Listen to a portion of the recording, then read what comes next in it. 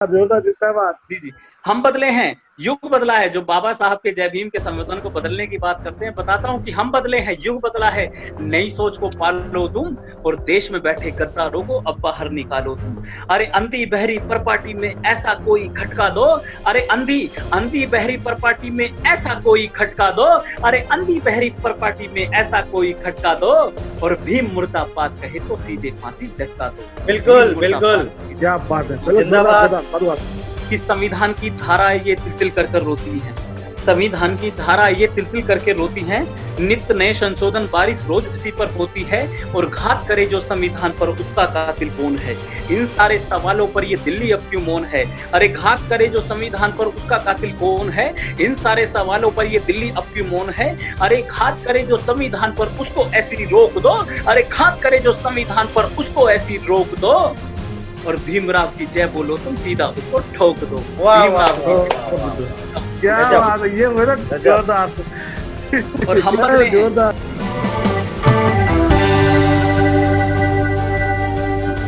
पासवान जी, एक बात और आपसे शेयर करने की कोशिश करूंगा कि हो सकता है कि माँ बाप हमें प्यार करते हो सिर्फ अपने दिखावे के लिए, ठीक है।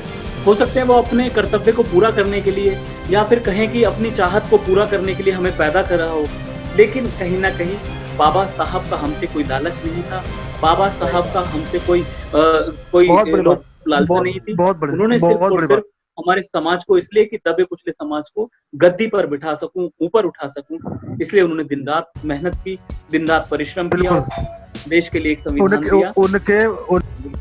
जी जी जी, ऐसी बात है, बिल्कुल बिल्कुल। और मैं, जैसा अभी पासवान जी ने बताया आपको कि विदेश में यात्रा के लिए गया था, जब मैं विदेश यात्रा के लिए गया था, मेरे साथ एक बहुत अच्छी बात हुई थी। वकील साहब, आपके साथ शेयर करना चाहूंगा। हर मंच पर जाता हूँ तो इस बात को जरूर शेयर करता हूँ, किसी भी मंच पर होता हूँ, क्योंकि अब तक मेरे लिए स्वर्णिम अक्षरों में लिखे जाने वाला अगर कोई इतिहास है तो वह यही है, और उसको कहने की कोशिश करता हूँ, बताने की कोशिश करता हूँ, जो मेरे जीते जागते उदाहरण मेरे सामने रहा अब तक स्वर्णिम अक्षरों में लिखे जाने वाला। मैं विदेश में गया, मेरा कार्यक्रम था। कार्यक्रम के बाद जब शाम को सेमिनार खत्म हुआ तो रात में डिनर हुआ, तो डिनर में एक अंग्रेज आया, पूछने लगा कि आप कहाँ से। पूरी दुनिया के 6 देशों के 12 कवि और शायर पहुंचे थे। तो उन्होंने पूछा कि आप लोग कहाँ से आए हैं, तो किसी ने कहा कि हम पाकिस्तान से आए हैं, किसी ने बताया हम इंग्लैंड से आए हैं, किसी ने अमेरिका से बताया। जब मेरे साथी मित्र, हम इंडिया से 2 लोग गए थे, जब मेरे मित्र साथी से पूछा गया कि आप लोग कहाँ से आए हैं, तो उन्होंने कहा कि हम भारत से आए हैं, हम इंडिया से आए हैं। तो किसी ने इंग्लैंड से बताया। जब मेरे मित्र साथी से पूछा कि आप लोग कहाँ से आए हैं, तो उन्होंने कहा कि मैं इंडिया से आया हूँ। जब उसने बड़ी मरी सी आवाज में जवाब दिया कि मैं इंडिया से आया हूँ, तो वहीं गर्व के साथ उन्हें भारत को गौरवान्वित करने वाला जवाब उस अंग्रेज का था। उस अंग्रेज ने बड़े ही चाव के साथ कहा कि आप उसी इंडिया से आए हो, आप उसी इंडिया से आए हो जहां पर डॉक्टर बी.आर. अम्बेडकर का जन्म हुआ है। पूरी दुनिया में बाबा साहब का नाम जाना गया, लेकिन उसी भारत के अंदर, उसी इंडिया के अंदर बाबा साहब की मूर्तियों को तोड़ दिया जाता है। हमें शर्म तो महसूस होती है जब बाबा साहब के एक संबोधन को कहने पर इस देश में पाबंदी लगाने की कोशिश की जाती है। मंजिल भाई, जी जी, एक राष्ट्रीय कवि है, वो आरक्षण पे जो है हमेशा उनका तर्क जवाब रहता। बड़े मशहूर कवि, आप जानते हैं, हिंदी साहित्य के मशहूर कवि दीवाना कहता है। वो कवि जो है, मुझे समझ में नहीं आता, वो बात तो बड़ी बड़ी कहते हैं कुमार विश्वास, आरक्षण को लेके, और हाँ, आरक्षण को लेके और संविधान को लेके उनका बड़ा सही रवैया नहीं रहता। मैं हमेशा देखता हूँ उनका विरोध भी हुआ है बहुत। वो जनेऊ लीला करते हैं इस प्रकार से क्या मानसिकता है उनकी यार। जी जी जी, बिल्कुल। और देखो, संविधान को लेकर के जिस तरीके से लगातार ये आघात करते रहते हैं, और लगातार संविधान के ऊपर आपने देखा कि आघात पे आघात होते रहते हैं। चाहे दिल्ली में संविधान की प्रति जलाने की बात हो, पासवान जी से मैं काफी पहले जुड़ा था, और इन्होंने मेरे को, जो मेरी अवस्था उठने की थी, वो कहीं ना कहीं मंजीत सिंह अवतार को मंजीत सिंह अवतार बनाने में भी वी लव बाबा साहब चैनल का योगदान सुरेश पासवान जी के माध्यम से रहा। वो मुझे बहुत अच्छे तरीके से जानते हैं। पहले की बात यह थी, नहीं मंजीत जी, मैं आपको बीच में टोकना चाहूंगा। ऐसा नहीं, आपके अंदर क्वालिटी, आपके अंदर हुनर है, आपके अंदर योग्यता है। वी लव बाबा साहब नहीं होता, प्लेटफॉर्म नहीं होता, कोई दूसरा प्लेटफॉर्म मिलता, ऐसा बिल्कुल आप मत समझिए। आपके अंदर क्वालिटी है। बिल्कुल, फिर भी बहुजन समाज के लिए आपका बहुत बड़ा सहयोग है। जी जी। और मैं यही कहूंगा कि जब संविधान की बात, आप जानते हैं पासवान जी, मैंने बहुत पहले लिख दिया था संविधान की प्रति, अब जलाई गई तो 2 साल पहले, लेकिन मैंने बहुत पहले लिखा था कि संविधान की धारा ये तिल-तिल कर कर रोती है, संविधान की धारा ये तिल-तिल करके रोती है, नित्य नए संशोधन बारिश रोज इसी पर होती है, और घात करे जो संविधान पर उसका कातिल कौन है। इन सारे सवालों पर ये दिल्ली अब क्यों मौन है, अरे घात करे जो संविधान पर उसका कातिल कौन है, इन सारे सवालों पर ये दिल्ली अब क्यों मौन है, अरे घात करे जो संविधान पर उसको ऐसी रोक दो, अरे घात करे जो संविधान पर उसको ऐसी रोक दो, और भीमराव की जय बोलो तुम सीधा उसको ठोक दो। भीमराव की जय। क्या बात है, ये मेरा जोरदार। और हम बदले हैं, जोरदार जिंदाबाद। जी जी, हम बदले हैं, युग बदला है। जो बाबा साहब के जय भीम के संविधान को बदलने की बात करते हैं, बताता हूं कि हम बदले हैं, युग बदला है, नई सोच को पालो तुम, और देश में बैठे गद्दारों को अब बाहर निकालो तुम। अरे अंधी बहरी परपाटी में ऐसा कोई खटका दो, अरे अंधी बहरी परपाटी में ऐसा कोई खटका दो, अरे अंधी बहरी परपाटी में ऐसा कोई खटका दो, और भीम मुर्दाबाद कहे तो सीधे फांसी लटका दो। बिल्कुल बिल्कुल, क्या बात है, जिंदाबाद जिंदाबाद जिंदाबाद, बहुत शानदार, बहुत शानदार। जी जी जी, साधुवाद। और क्योंकि आज की हमारी नौजवान पीढ़ी आती है, तो उसको भी बताने की कोशिश करता हूँ, जो नौजवान पीढ़ी आती है कि उठो, अरे उठो देश के ए दलितों, इतिहास फिर दोहराना है, अरे उठो देश के अशोषितों, इतिहास फिर दोहराना है, और बोध में है पूरा भारत, दुनिया को बतलाना है। अरे उठो देश के अशोषितों, इतिहास फिर दोहराना है, बोध में है पूरा भारत, दुनिया को बतलाना है। और गीत सदा अच्छे लगते हैं बुद्धम शरणं वारों से, वीर सदा अच्छे लगते हैं जय भीम के नारों से, बच्चा बच्चा जय भीम की बोली पर अब जिंदा है, अरे बच्चा बच्चा जय भीम की बोली पर अब जिंदा है, बच्चा बच्चा जय भीम की बोली पर अब जिंदा है। और परिवर्तन है संविधान सी गोली पर अब जिंदा है, परिवर्तन है संविधान सी गोली पर अब जिंदा है। और तुम क्या जानो, अरे तुम क्या जानो, अरे तुम क्या जानो, आजादी ये हमने यूं ही पाई है, अरे तुम क्या जानो, आजादी ये हमने यूं ही पाई है।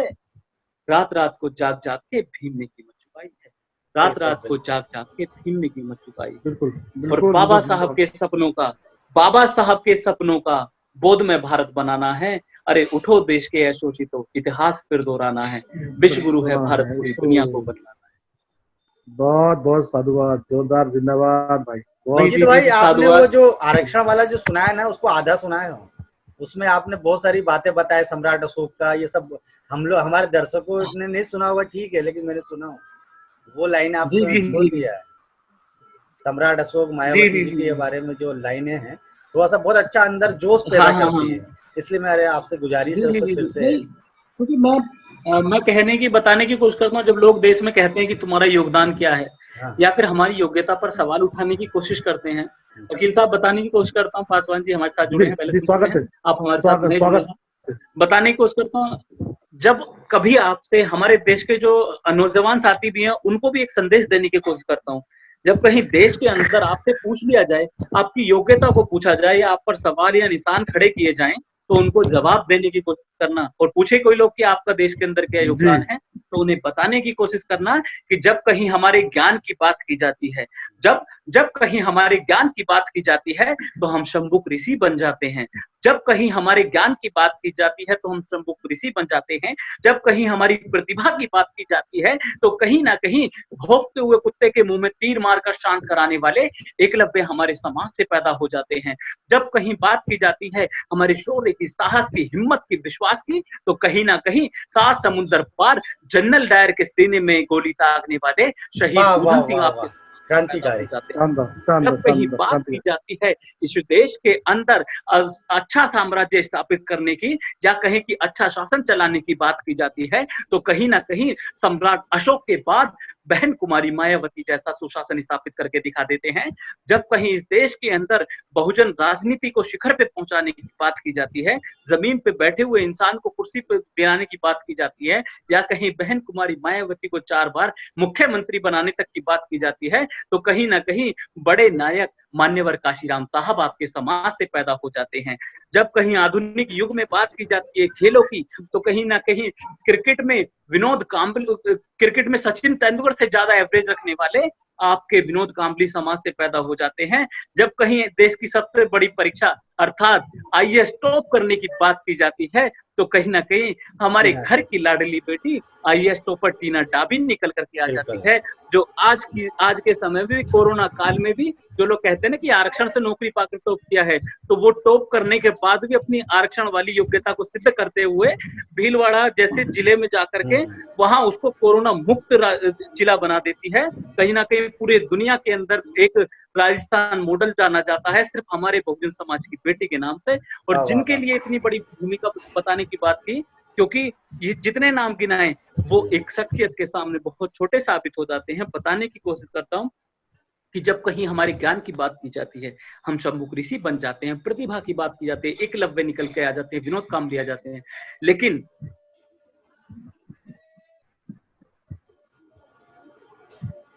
नेटवर्क आ गए आप की साहस की चुनौती की अधिकारों की क्या कहीं कि पूरी दुनिया के अंदर सबसे बड़ा संविधान लिखने की बात की जाती है तो कहीं ना कहीं परम पूज्य बोधिसत्व बाबा साहब डॉक्टर बी.आर. अम्बेडकर आपके समाज से निकल कर जाते हैं। तो तब कहता हूं कि आज धरा ये डोल रही है, आज धरा ये डोल रही है। जय भीम वालों को भी संबोधन करता हूं कि आज धरा ये डोल रही है, अंबर भी ये डोल रहा। अरे आज धरा ये डोल रही है, अंबर भी ये डोल रहा। और जय भीम के नारों को तो बच्चा बच्चा बोल रहा। अरे आज धरा ये डोल रही है, अंबर भी ये डोल रहा। और जय भीम के नारों को तो बच्चा बच्चा बोल रहा। और गली गली में घूमने फिरते मस्त मलंगे चलते हैं, पे केवल जय भीम बोल हाथ तिरंगे चलते हैं। बुद्ध कबीर नानक के मत वालों की टोली है। अरे जय भीम और जय भीम पर जय भीम की बोली है। एकलव्य से तीर बनो तुम आज यहाँ पे तन जाओ। अरे एकलव्य से तीर बनो तुम आज यहाँ पे तन जाओ। और देश की रक्षा की खातिर तुम वीर उधम सिंह बन जाओ। देश की रक्षा की खातिर तुम वीर उधम सिंह बन जाओ। क्यों? अरे तुम ही हो जिसने भारत को संविधान दिया। भीमराव से बुद्ध की व्रता वाले बाण तुम्ही, इतिहासों को गढ़ने वाले पूरा और पाषाण तुम्ही। बुद्ध तुम्ही हो तुम फूले हो जनगण दायक हो। अरे बुद्ध तुम्ही हो बुद्ध तुम्ही हो तुम फूले हो जनगण मंगलदायक हो। और उठो धरा के मूल निवासी देश के तुम ही नायक हो। उठो धरा के मूल निवासी देश के तुम ही नायक हो। दो शब्द बोलेंगे स्वागत आपका बहुत बस मैं यही कहना चाहता हूँ कि आपको मैं आज पहली बार सुना हूँ और आप रियल में मंजीत सिंह पुलिस में भी सिंघम है ना, और अम्बेडकरी साहित्य में और कवि के जो रोल है उसमें भी आप सिंघम है, अम्बेडकरी सिंघम। Very good. कविता करने भी अम्बेडकरी सिंघम। अरे राकेश भाई मैं आपको बताऊं मेरी आंख में आंसू आ गए हैं। कोई अगर दर्शक देख सके तो देख ले। हकीकत बता रहा हूँ, मतलब मैं भावुक हो गया हूँ। मालूम मैं कभी ऐसे मतलब जो बातें बताई रोंगटे जो मैं अगर हेडिंग बनाऊंगा तो लोगों को ऐसा लगता है कि हेडिंग ऐसी नहीं। हकीकत में मतलब अगर आदमी अगर इसको अच्छी गंभीरता से सुने राकेश भाई, हम तो बाबा साहब के दीवाने हैं।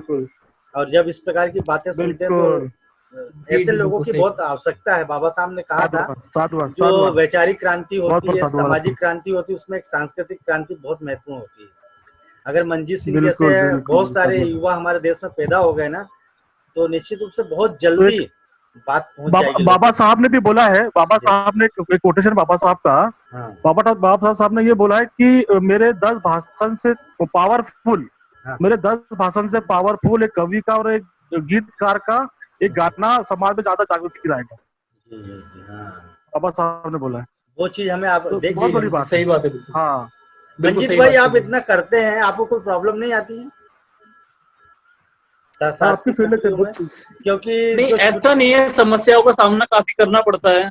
ये लगा लीजिएगा मैंने 9 साल की नौकरी में लगभग 9 ट्रांसफर झेल लिए हैं और वो लगातार झेलने पड़ जाते हैं। कहाँ आदमी बधाई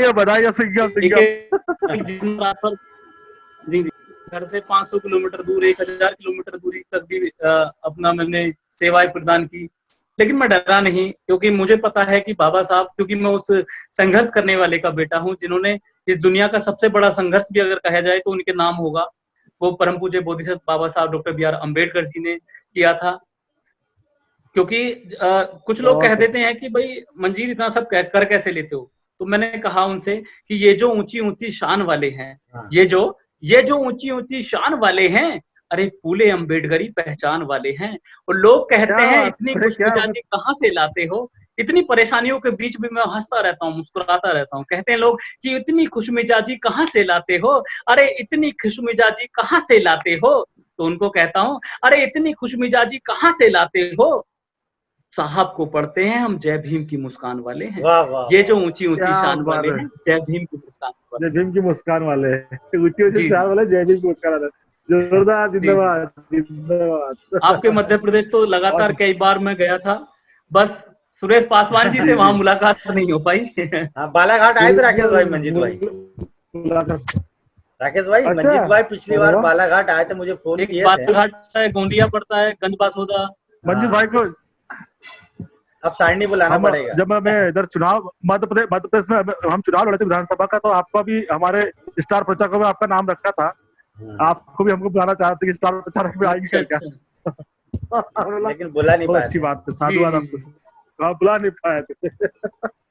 और सब बहुत अच्छा लगा आपको? बहुत अच्छा लगा मुझे आज आपसे भी बात करके।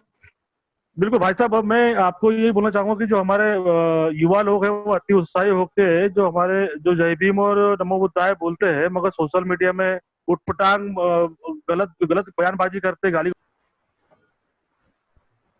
नहीं। देखो, सबसे बड़ी चीज तो बाबा साहब ने जाति को तोड़ने का काम किया है। कभी भी बाबा साहब ने जाति को जोड़ने का काम किया तो सिर्फ इसलिए किया कि भाई सारी जातियां मिलकर के एक अच्छे समाज का निर्माण किया जा सके। लेकिन आज मैं देखता हूँ बहुत से लोग एक जातिवादी हैशटैग के साथ अपना कमेंट करना शुरू कर देते हैं, या फिर दूसरे के प्रति नकल बातें करना शुरू कर देते हैं। लेकिन मैं उनको एक संदेश देना चाहूंगा, और फिर वो पुलिस के केसों में फंस जाते हैं, उलझ जाते हैं, करियर भी खराब होता है उनका वाला। ये भी सही बात है। आप भी पुलिस उसी फील्ड में है तो आप जानते सब।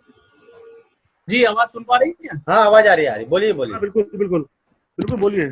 जी, जो लोग अनर्गल बातें करते हैं उनको एक ही संदेश देना चाहूंगा जी, कि आप लोग जितना अपना बेस्ट दे सकते हैं, जितना आप सकारात्मक पोस्ट कर सकते हैं उतना आप करें, क्योंकि नकारात्मक पोस्ट से आप सामने वाले का मोरल डाउन करने की बजाय आप खुद का स्वयं का मोरल डाउन करते हैं।